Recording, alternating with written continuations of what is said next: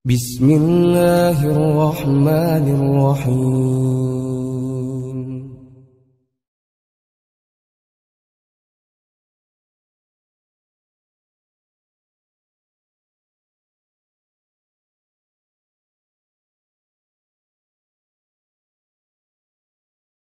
Innal hamdalillah nahmaduhu wa nasta'inuhu wa nastaghfiruh wa na'udzu billahi min shururi anfusina wa min sayyiati a'malina may yahdihillahu fala mudilla lahu wa may yudlil fala hadiya lahu asyhadu an la ilaha illallah wa asyhadu anna Muhammadan abduhu wa rasuluhu amma ba'du. Pemirsa pecinta kajian online PC Balendah yang dirahmati oleh Allah Subhanahu wa taala. Alhamdulillah kita berjumpa kembali dalam kajian ayat-ayat yang didahului oleh ungkapan ya ayyuhalladzina amanu. Lebih tepatnya saya telah sedang menjelaskan ayat-ayat yang didahului oleh ya ayyuhalladzina amanu, yakni surat At-Taghabun. Di sana Allah Subhanahu wa taala berfirman, surat At-Taghabun ayat 14. Ya ayyuhalladzina amanu, wahai orang-orang yang beriman, inna min azwajikum wa auladikum aduan. Sesungguhnya di antara pasangan-pasangan kamu, putra-putra kamu, ada yang menjadi musuh bagimu. Jadi saya sedang menjelaskan ini, ya. Contoh-contoh berkaitan dengan keluarga yang bisa jadi suami yang menjadi musuh untuk istri, atau istri menjadi musuh untuk suami, anak menjadi musuh untuk ayah, ayah menjadi musuh untuk anak. Saya telah menjelaskan beberapa keluarga yang terdahulu yang bisa diambil pelajaran. Kemarin saya sudah menjelaskan keluarga Nuh, ya. Demikian pula keluarga Fir'aun. Nah, saat ini saya akan mencoba menjelaskan berkaitan dengan keluarga Abu Lahab, di mana keluarga Abu Lahab ini adalah keluarga yang terburuk. Kenapa? Karena semuanya, jadi Abu Lahabnya, istrinya, demikian pula salah satu anaknya, mereka kompak dalam keburukan. Mereka kompak untuk memusuhi Muhammad. Oleh karena itu, ini tidak layak untuk dijadikan contoh buat kita, di mana keluarganya itu kompak dalam keburukan. Kalau kita seharusnya kompak dalam kebaikan, begitu. Saya mau menjelaskan sedikit, ya, secara ringkas saja berkaitan dengan keluarga Abu Lahab. Menurut sejarah, Abu Lahab itu adalah salah satu paman Rasulullah. Nah, ini mesti diketahui, ya, bahwasanya paman itu dalam bahasa Sunda bisa uwa, bisa emang. Jadi kalau uwa itu adalah kakak dari ayah dan ibu, sedangkan emang adik daripada ayah dan ibu. Nah, oleh karena itu di sini disebutkan Amun, ya, Amun itu paman. Apakah ini uaknya Nabi atau emangnya Nabi, gitu. Nah, menurut sejarah bahwasannya putra yang terakhir Abdul Muthalib yaitu Abdullah. Abdullah itu adalah bungsu dari Abdul Muthalib, dan Abdullah merupakan ayah dari Nabi. Oleh karena itu Abu Lahab merupakan uwak, ya. Jadi kakak dari Abdullah, dan dia berarti sebagai uwak kepada Nabi, dan Nabi itu merupakan Allah, begitu. Nah, mesti kita ketahui bahwasanya nama asli daripada Abu Lahab itu adalah Abdul Uzza bin Abdul Muthalib. Jadi namanya itu istimewa, Abdul Uzza bin Abdul Muthalib. Abdul Uzza itu artinya hamba, Al-Uzza hamba patung, Al-Uzza Al-Lata. Jadi kalau melihat dari nama Abdul Uzza berarti hamba patung adalah orang yang rajin menyembah patung. Kalau di Muslim Abdullah itu artinya hamba Allah, hamba yang rajin beribadah kepada Allah. Jadi Abdul Uzza itu adalah Abdul Uzza bin Abdul Muthalib itu adalah nama terbaik, begitu. Tetapi Allah Subhanahu wa taala tidak mau menyebutkan nama aslinya Abdul Uzza bin Abdul Muthalib dalam Al-Qur'an. Tapi Allah Subhanahu wa taala mengungkapkan Abdul Uzza bin Abdul Muthalib itu dengan laqab Abu Lahab, bukan nama asli, begitu. Kenapa di dalam surat Al-Lahab tabat yada Abi Lahab, bukan tabat yada Abdul Uzza bin Abdul Muthalib? Jadi tidak disebutkan nama aslinya, tetapi disebutkan itu adalah laqab, sebutannya, gitu. Menunjukkan bahwasanya yang seperti Abu Lahab itu akan terus muncul, yang akan menjadi pekerjaan atau mengikuti Abu Lahab itu akan senantiasa ada. Nah, oleh karena itu suatu saat akan ada Abu Lahab milenial. Itu dilihat saja dari pekerjaannya sama atau tidak, begitu. Nah, itu berkaitan dengan nama. Kemudian disandarkan namanya itu kepada anaknya, kunyah disebutnya Abu Utaibah. Jadi Abu Lahab laqab, Abdul Uzza bin Abdul Muthalib alam, nama asli. Kunyah itu nama yang disandarkan kepada anak, yaitu Abu Utaibah. Karena memang Abu Utaibah itu artinya adalah ayah Utaibah. Tapi kita mesti tahu dari sekarang bahwa Abu itu tidak senantiasa diterjemahkan ayah, tidak. Suatu saat Abu itu untuk penyebutan betapa istimewanya orang itu terhadap sesuatu. Contoh, Abu Hurairah yang sering kita dengar, nama aslinya itu bukan Abu Hurairah. Nama aslinya itu adalah Abdurrahman bin Sokhar. Kenapa disebut Abu Hurairah? Awas, artinya bukan ayah si kucing kecil, bukan. Berarti kalau diterjemahkan ayah si kucing kecil, Abu Hurairah itu anaknya kucing kecil. Nah, karena itu disebut Abu Hurairah ini merupakan sebutan. Karena Abu Hurairah itu Abdurrahman bin Sokhar itu suka kucing kecil, maka disebut Abu Hurairah. Sangat dekat dengan kucing kecil. Jadi penyebutan Abu itu menunjukkan betapa istimewanya, lil mubalah, begitu. Musuh Nabi juga ada yang disebut dengan Abu Jahal. Abu Jahal itu bukan dia memiliki anak yang namanya Jahal, bukan. Tapi Abu itu ayah, Jahal itu bodoh. Jadi bapak kebodohan. Untuk menunjukkan apa, betapa bodohnya beliau, makanya sebutannya Abu Jahlin, begitu. Nah, nanti penempatannya barangkali kapan Abu ini diterjemahkan secara hakiki dan kapan lafaz Abu itu diterjemahkan secara majazi. Termasuk Abu Lahab. Abu Lahab ini merupakan sebutan.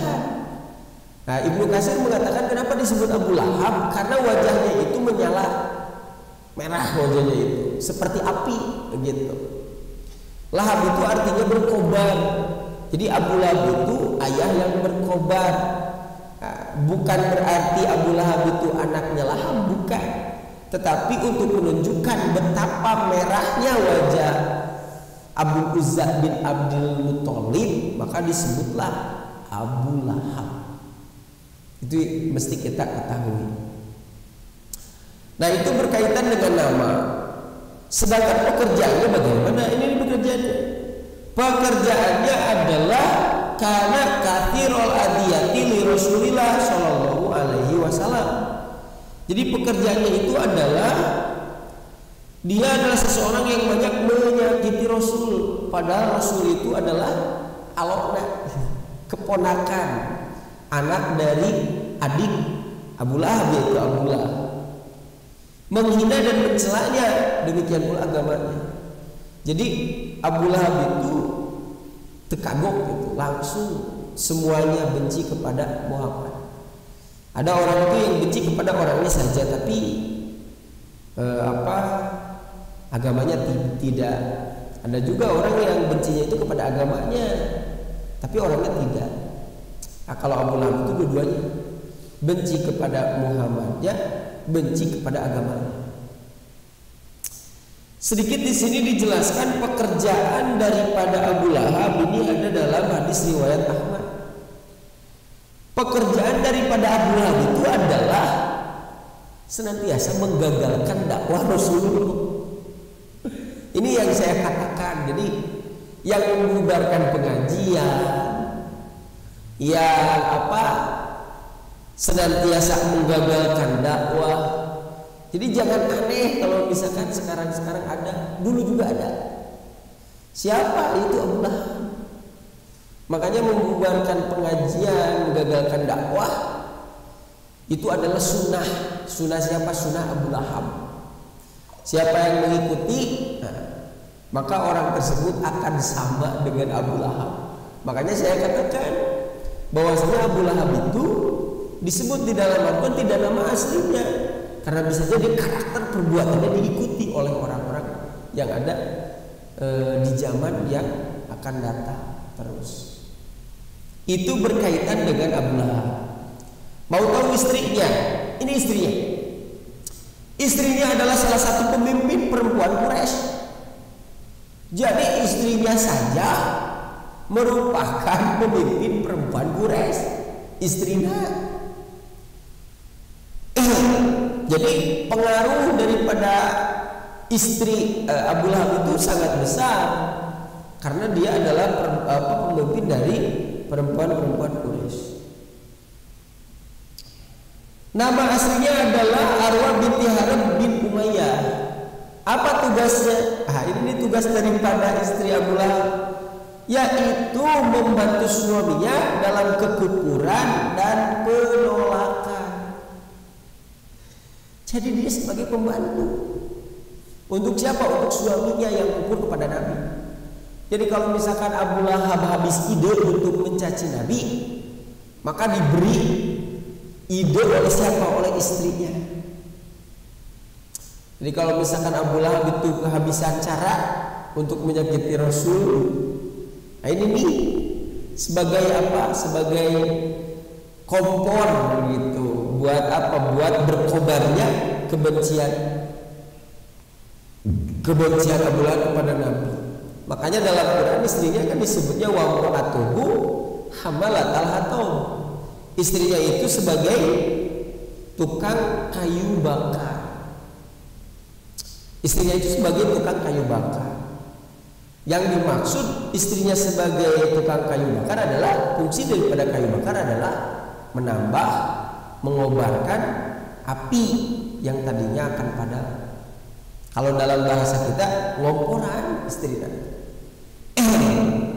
Ada beberapa keterangan dari tafsir Ibnu Katsir bahwasanya pekerjaan istrinya itu tamshi bin namimah, yaitu senantiasa mengadu domba.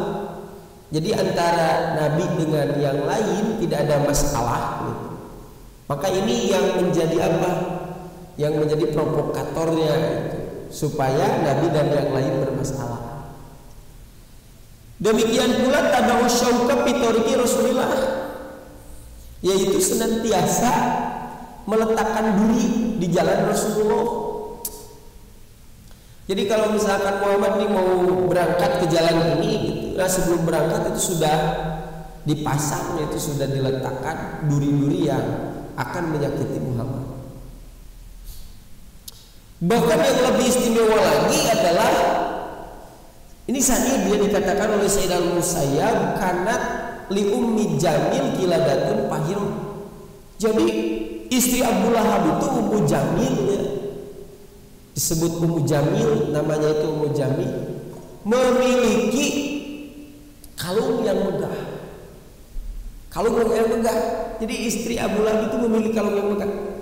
Dia mengatakan wallati wal uzza la unfiqanha fi adawati Muhammad. Demi Lata dan Uzza, pastilah aku akan menginfakkan apa kilada fahiroh, kalung yang megah dalam memusuhi Muhammad. Jadi sangat istimewa sekali istri Abu Lahab itu dalam mendukung kekufuran. Makanya ini jadi pelajaran buat kita. Ketika orang mendukung kepada keburukan, maka kita harus jadi orang yang mendukung kepada kebaikan. Jadi dalam Islam itu untuk melakukan kebaikan itu mudah. Kalau kita tidak bisa melakukan kebaikan, maka jadilah orang yang mendukung kebaikan itu dengan apa saja. Jadi kalau misalkan di masjid ada pemuda yang ngaji gitu, hanya beberapa orang misal. Nah, bagaimana caranya agar kita menjadi atau mendapatkan nilai pahala? Ya, misalkan liwatna lah ti ibu, liwatna ti bapak. Padahal bapak dengan ibu tidak ikut kan, tidak ikut ngaji gitu. Tapi karena mendukung itu akan dapat nilai pahalanya. Sama ini juga. Ummu Jamil istri Abu Lahab itu membenci Nabi Muhammad itu secara sembunyi-sembunyi. Kalau Abu Lahab secara terang-terangan gitu. Sekali lagi bisa jadi kebaikan orang lain menjadi kebaikan kita asalkan kita ada ikut andil begitu. Contoh ya apa yang sederhana, ibu buat ibu-ibu ya, kan ibu tidak ada kewajiban untuk Jumat, tapi ibu bisa mendapatkan nilai pahala dari Jumatan suami ibu gitu. Jadi yang Jumatannya itu suami ibu, yang Jumatannya itu. Tapi ibu menyiapkan segala yang berkaitan dengan Jumatan. Jadi bajunya, sendalnya, bahkan bisa jadi ibu mengatakan, Pak, ini buat ngeceleng gitu kan, 10 juta gitu kan, kekagum. Gitu ya. Jadi pelajaran dari Ummu Jamil itu adalah ketika orang lain mendukung keburukan, maka kita mesti menjadi orang yang mendukung kebaikan. Terakhir, yaitu anaknya, keturunannya. Keturunan Abu Lahab itu ada 3, Utbah, Muntab, dan Utaibah. Utbah, Muntab, dan Utaibah. Utbah, Muntab, dan Utaibah ini ya merupakan anak daripada Abu Lahab. Anak pertama dan anak kedua mereka itu masuk Islam. Jadi yang meneruskan perjuangan ayah dan ibu itu adalah si bungsu. Siapa si bungsu? Utaibah. Jadi Utaibah itu meneruskan kebencian daripada ayahnya Abu Lahab dan ibunya yaitu Ummu Jamil. Di sini disebutkan ya bagaimana sih Utaibah menyatakan atau benci kepada Muhammad itu bagaimana? Utaibah itu menyatakan seperti ini. Al-walama arada Utaibah tu bitasgir al-ruja ila sama'abih. Jadi Utaibah itu akan pergi ke Sam bersama ayahnya Qola. Dia mengatakan la atiyana Muhammadan wa udhiyannahu. Dia mengatakan, Pak, jangan dulu berangkat, saya akan mendatangi Muhammad dan saya akan menyakiti Muhammad. Jadi Utaibah itu mengatakan seperti itu. Lalu Utaibah mendatanginya dan berkata kepada Muhammad, saya kufur kepada engkau, saya tidak percaya bahwa engkau adalah utusan Rasul. Sambil tafala amaman Nabi. Jadi Utaibah itu meludahi Nabi, meludahi di depan Nabi, meludah di depan Nabi sampai watolaku ibnatahu, sampai dan menyatakan mentalak putrinya, mentalak putrinya. yaitu Ummu Kulsum. Nah, ini juga mesti kita ketahui ya, bahwasanya dua putra dari Abu Lahab itu menikah dengan dua putra Rasulullah. Jadi anak pertama dan anak kedua itu menikah dengan putri Rasulullah. Kalau anak yang pertama itu Ruqayyah, kalau si bungsu dengan Ummu Kulsum menikahnya itu. Artinya Abu Lahab dengan siapa? Abu Lahab dengan Nabi itu besan gitu. Tetapi nah itu otomatis pernikahannya itu dilaksanakan sebelum Muhammad diangkat jadi Nabi. Nah, Utaibah ini yang meneruskan perjuangan ayahnya, meludah di depan Nabi sampai mengatakan, saya talak putri Anda. Pada saat itu Pagodiba Rasulullah marah dan berdoa, Allahumma salit alaihi kalban min kilabika. Ya Allah, kuasakanlah hewan-hewan buas kepadanya. Itu Utaibah pulang ke rumahnya dan di sana ada Abu Lahab. Abu Lahab ayahnya itu bertanya kepada Utaibah, "Hei Utaibah, apa yang sudah kau lakukan kepada Muhammad?" "Ya, wahai ayahku, saya telah menghinanya. Bahkan saya meludah di depannya." Begitu. Kaget itu Abu Lahab. Abu Lahab bertanya, "Apakah Muhammad mendoakan? Apakah Muhammad mendoakan engkau? Mendoakan keburukan kepada engkau?" Nah, kenapa Abu Lahab bertanya seperti itu? Karena tahu Abu Lahab itu doa para nabi itu pasti diijabah. Maka Utaibah mengatakan, betul, saya didoakan oleh Nabi. Bagaimana mendoakannya? Saya akan diserang, ya, diterkam oleh hewan-hewan buas yang dikirim oleh Allah. Itu doanya, Pak.